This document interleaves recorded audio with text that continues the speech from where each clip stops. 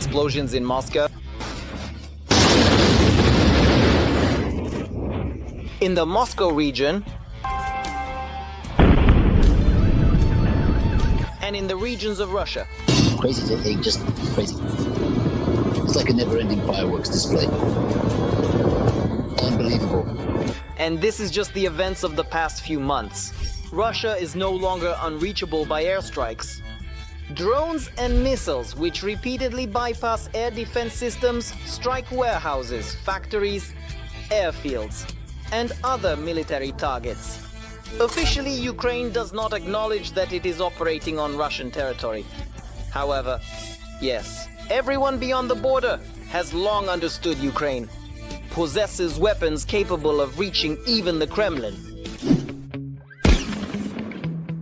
One of the recent examples of successful work by Ukrainian long-range missiles was another explosion in Crimea, which destroyed a Russian S-400 air defense system. 400 there, the force as well, a strike. There was an entire division. The strike was on the division. There were quite serious losses. Everything is visible in the video.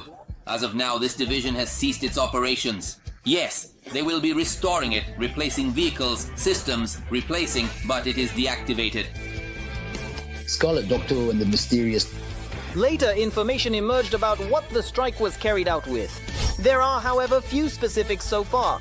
It is only known that it is a Ukrainian-made missile, the development of which has been ongoing for the last 2.5 years. The missile was new. The missile was absolutely modern. Its use demonstrated that our defense industry complex, our program that was started in 2020, is indeed our new product that has proven itself in a remarkable manner, absolutely flawlessly. Considering that the missile was likely launched from the Odessa region and the impact occurred near Cape Takhankut, the range of this Ukrainian development is at least 200 kilometers. Additionally, the missile evidently handles enemy radar and air defense systems well. These characteristics allow it to strike absolutely all targets in the occupied part of mainland Ukraine, and from certain points in the Kharkiv region, if necessary, the entire Belgorod region and cities like Kursk and Voronezh could be targeted. Another missile, the use of which Western partners do not restrict over Russian territory, IKI, is the S-200 complex. Despite its rather respectable age, as its development began back in the mid-60s, the missile is quite suitable for the tasks of today's war. Firstly, it exists. Secondly, there are possibilities for its modernization. And thirdly, considering its ballistic flight trajectory, Russian air defense systems are practically helpless against it.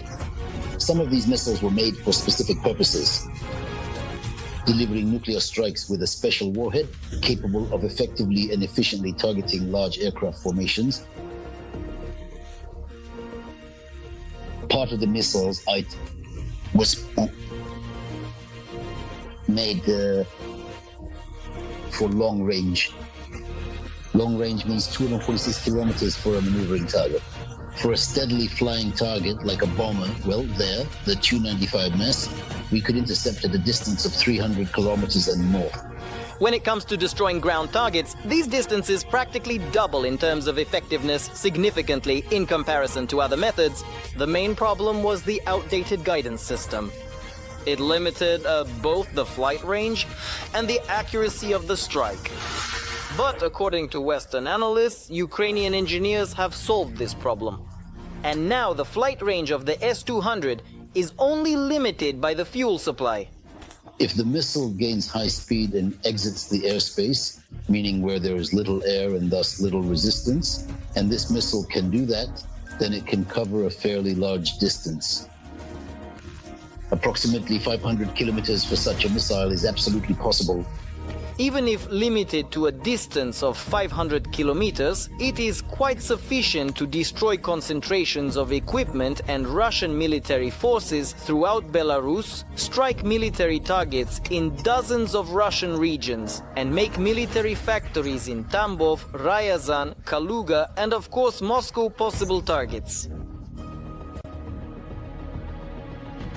not only with missiles, drones have indeed rightfully taken one of the most important roles in this war in terms of striking the enemy deep in the rear. And while Russia is indeed spending the remaining savings of its savings on purchasing Iranian drones, Ukraine has fully launched the production of its own drones. For example, on June 20th in Sergiev Posad near Moscow, there was an explosion at the Tambov, a powder plant. Local authorities immediately stated that the cause of the explosion was employee negligence. The version involving an attack by an unmanned aerial vehicle was not confirmed. Ukraine also officially did not acknowledge that it was their doing, the incident.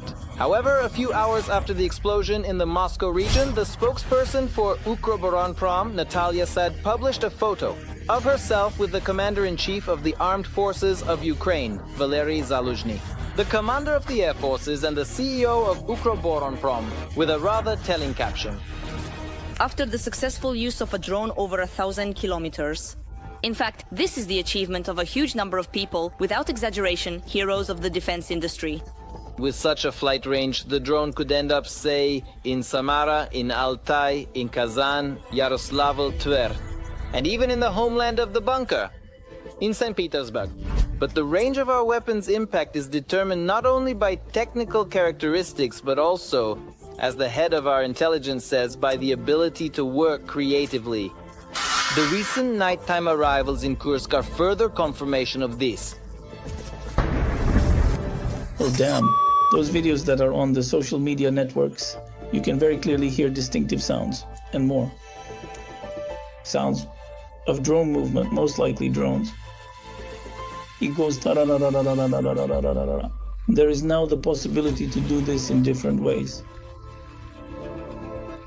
For example, with the help of possibly rocket beds, but most likely the majority are still drones. The flight range of Ukrainian drones was just over 100 kilometers. But what an effect, certainly. Officially, the authorities, of course, the Russian authorities report that there are no casualties or damage, that everything was shot down, everything suppressed, the air defense system, but 12 explosions, I must tell you, that's very, very many. According to preliminary information, 4 fighter jets were hit at the airfield. Su-30, 1 or MiG-29, 2 Pantsir anti-aircraft missile systems and radars for the S-300 installation, after which the surviving equipment was moved to Olenia airfield. The fact is, yes, we can't reach them in Olenia for now. Although the key word is for now, the flight time of a missile launched from the Olenia area and the flight time of missiles launched from those airfields from which we drove them out is quite a significant difference. The more time from launch to the missile's arrival, the greater the chances for our air forces to shoot down the missile. In addition to the unmanned aerial vehicles, UAVs, and missiles known to us, designers do not stop developing new strike systems, experts say, such as. Most of these projects are classified, but it can already be stated that our Ukroboronprom has focused on the production of long-range weapons. Cruise missiles, in case they are modified for firing at targets on the shore, such as Harpoon or Neptune. We had anti-radiation missiles.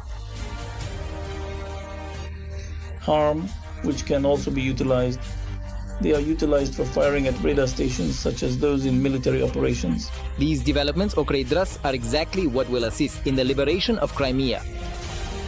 We have the capability to strike any part of the temporarily occupied Autonomous Republic of Crimea. Additionally, Ukrainian long-range weapons allow the armed forces of Ukraine to operate directly on the aggressor's territory to deprive the enemy of rear supplies and logistics as much as possible. Every night in the European region of the Russian Federation, almost, explosions occur. And this trend will undoubtedly and significantly increase over time. Well, subscribe to our channel to stay updated with our latest content. And don't forget to like. This will definitely help us grow. And you absolutely won't miss the latest exciting new episodes of Arsenal.